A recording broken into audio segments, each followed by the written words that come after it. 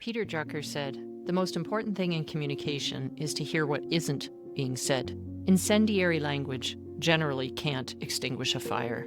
What if before a couple got married, they had to take a mandatory communication course? What if before being allowed to participate in any company meetings, you had to take a communication course?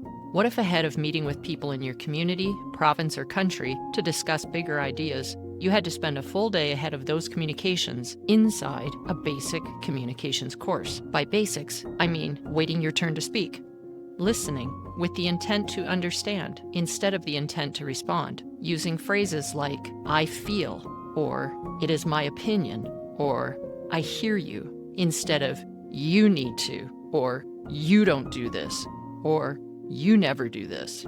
We have huge problems to solve, but we've never learned about the intention of solving a problem.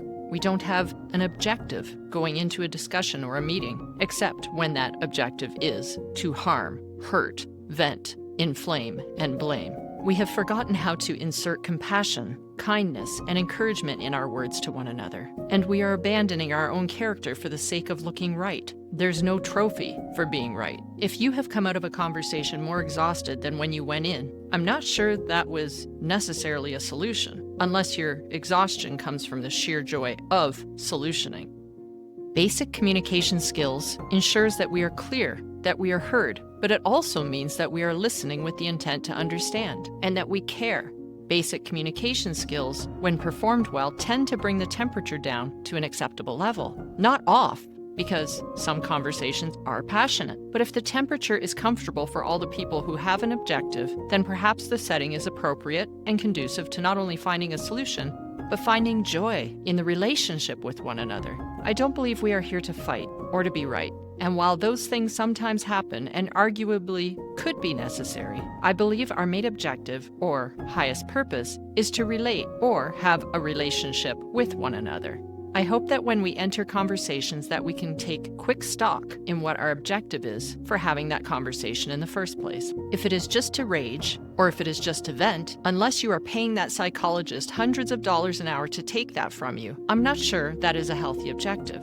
Peter Drucker also said, only 3 things happen naturally in organizations: friction, confusion, and underperformance. Everything else requires leadership. You may be hurting, frustrated, and exhausted. It is important to remember, like that famous quote, everyone is fighting a hard battle, but we tend to leave off the end part of that quote. Everyone is fighting a battle we know nothing about.